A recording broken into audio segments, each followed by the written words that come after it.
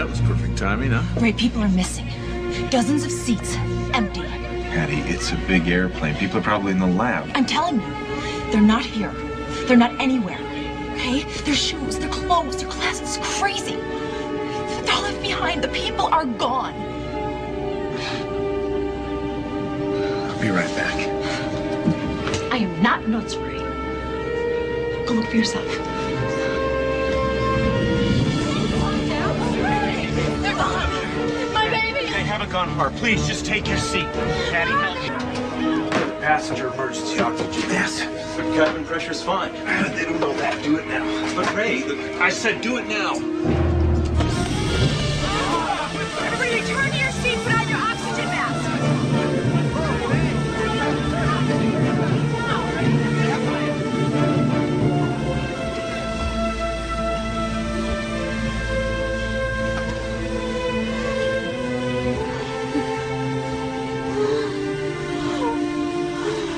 Mayday, Mayday, this is Pan Con Heavy, 907, Mayday. Ray, what is going on? Concorde 2701, I assume you're missing passengers too? That's affirmative, Concorde. What's going on? I don't know, but it's everywhere. Say again? LaGuardia, Morley, lost air traffic controllers, missing flight crews, planes down all over. This couldn't be happening. We're turning back.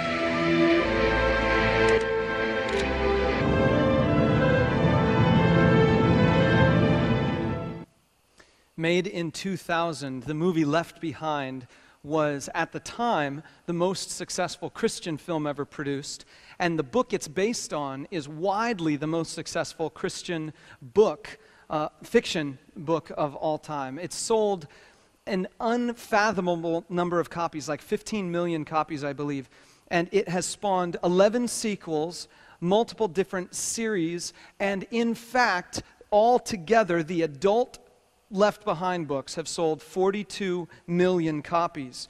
We live in a world that's fascinated by end times. In fact, if you view the right website, you can actually discover that on May 21st, just a couple years from now, it will be Judgment Day, spelled with an E because they must be in England. We should be safe. And so there is a live phone call right here with questions and answers. You can dial that number, Pacific Standard Time, so maybe they're not in England. But you can dial that number and actually talk to someone about the coming Judgment Day, because there is, right here at the top, the biblical proofs of Judgment Day and rapture occurs on May 21st, 2011. I'm fascinated by that site, but that site doesn't really scare me, because when you have that many spelling errors and grammatical errors, I can't trust that they're interpreting the Bible correctly. However, this next website really scares me.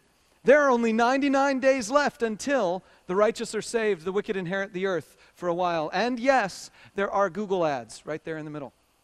So, as you watch the countdown, you can buy your zodiac horoscope, because, of course, you need to know that, even though there are only 99 days left until the end of the world. Actually, this website is fascinating. It's a conglomeration of all the end times predictions, and it's the current one. So the very next end time prediction is 99 days away. Actually, today I guess it would be 97 days away. And then after that, there will roll off that one, and a new one will roll up, and you can actually click on the top, all predictions, and view all of their officially registered predictions for the end of the world. I'm fascinated by this stuff because there are these people out there who believe they have determined the exact moment in time, the exact dates.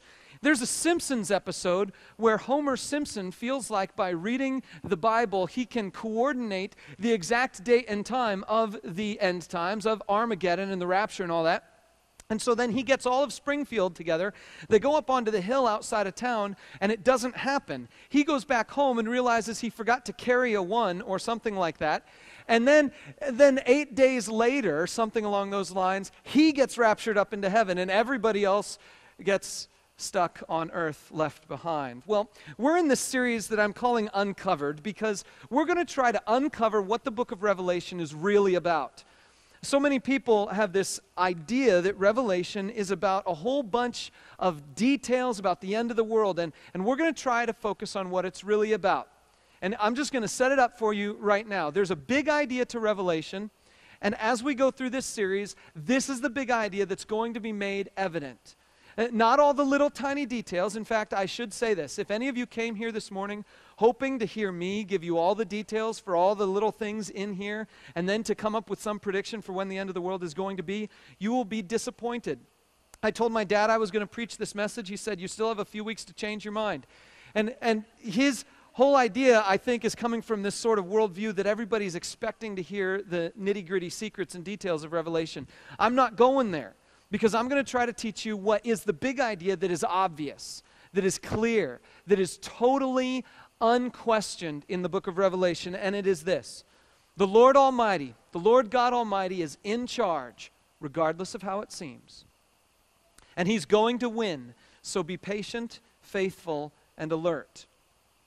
This is the entire reason the book of Revelation was written, was given to John, written down, and then put in our Bibles. It's because the Lord God Almighty is in charge, even though for you and me sometimes it doesn't feel that way. Even though for you and me we might go through times of distress. And so this book, even though it includes a lot of distress, a lot of times of distress, those descriptions of distress are included to let you know it's part of God's plan. He's still in charge, however we might feel about it. Well, there are two words that come to people's mind when you talk about Revelation. And the two words are the words tribulation and rapture. These are the two key words that seems like everybody, if they know anything about Revelation, they've heard these words before. And so I'm just going to kind of set them up for you a little bit. Basically, rapture is this idea that what you saw in the Left Behind clip, that people will be flying in an airplane and then all of a sudden they'll just disappear. They'll be gone. And then after they've disappeared, the rest of the world is freaked out, and they go through a time of tribulation, which is a combination of political turmoil and oppressive natural disasters, and then God's wrath thrown on top of it. So there's this menagerie of stuff, conglomeration thing